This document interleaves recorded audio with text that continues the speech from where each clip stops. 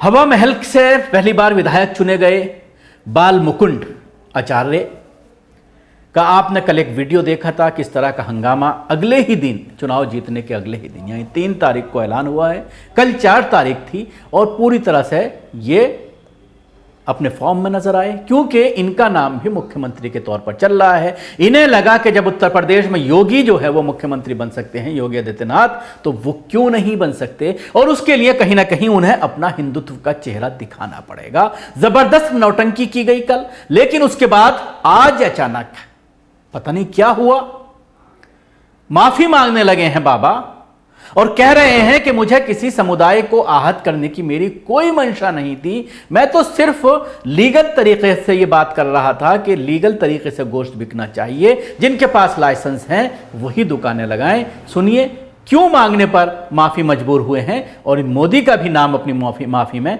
इनसे लिया जा रहा है। आम नागरिक होने के नाते आपका डिपार्टमेंट है, अधिकारी हो आप इस डिपार्टमेंट का काम देखते हो, सब आपको मैं निवेदन करता हूं कि आप इसकी जांच करें।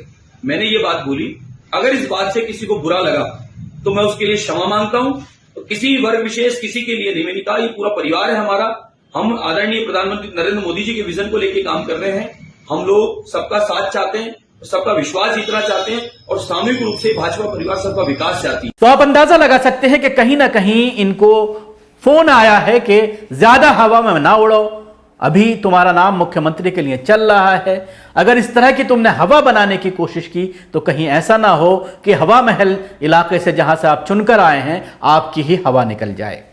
तो शायद इन्हीं चीजों को देखते हुए इन्होंने माफी मांगी है। अब कल के कुछ वीडियो में आपको दिखाना चाहता हूं कि किस तरह से कानून को हाथ में लिया गया। इलाके के इंस्पेक्टर जो एसएचओ हैं वो बार बार विधायक को समझा रहे हैं, बाबा को समझा रहे हैं कि 2 दिन का हमें समय दीजिए, हम नगर निगम के साथ मिलकर के इन तमाम दुकानों के लाइसेंस चेक करेंगे और जिनके पास लाइसेंस नहीं है उनसे ये कहेंगे कि वो अपनी दुकानें बंद कर लें, लाइसेंस बनवाएं और उसके बाद आप जो है गोश्त बेच सकते हैं या होटल चला सकते हैं। लेकिन ये माने नहीं, जबरदस्ती इनके साथ दर्जनों हिंदुवादी संगठन के लोग भी मौजूद थे जो गुंडागर्दी पर उतारू थे और मुस्लिम दुकानों पर जाकर के गाली गलौज तक की जा रही थी। देखिए इन वीडियो में। नहीं हूं मैं, आपसे शाम को रिपोर्ट लूंगा, आप मुझे देंगे या मेरे को आना पड़ेगा आपके ऑफिस लेने? लेकिन नॉनवेज रोड पे बेच सकते हैं क्या खुले में? नहीं, रोड पे नॉनवेज बेच सकते हैं क्या खुले में? हाँ या ना बोलो, लाइव हो आप तो आप समर्थन कर रहे हो इनका?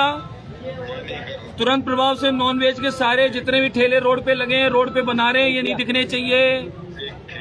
मैं शाम को रिपोर्ट लूंगा आपसे, मुझे नहीं मतलब है मेहरानिया जी कौन अधिकारी है।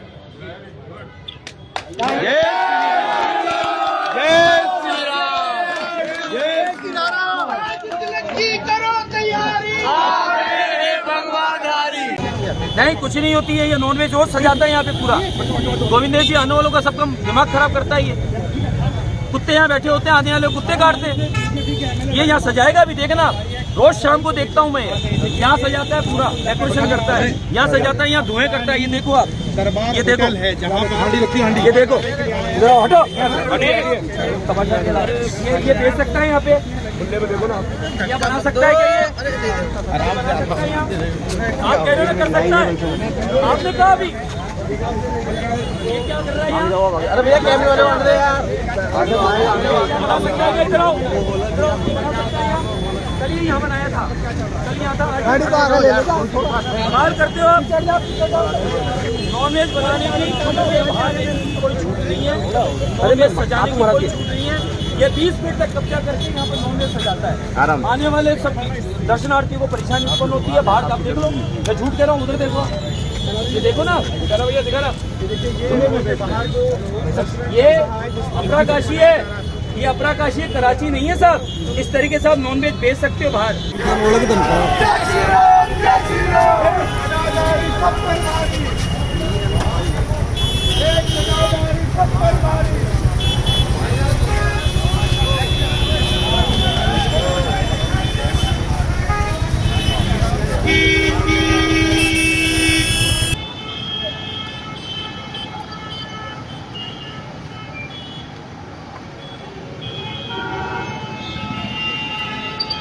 रामगढ़ मोड़ और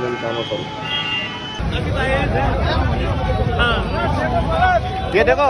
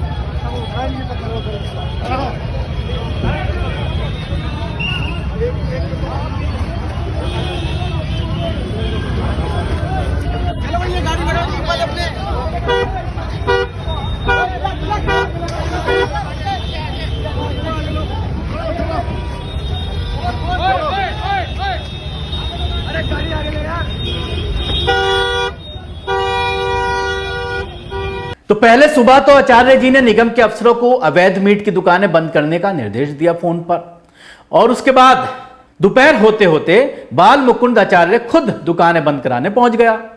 जयपुर में हवा महल की सियासी हवा बदलते ही बाल मुकुंद आचार्य विधायक बनते ही चर्चाओं में आ गया।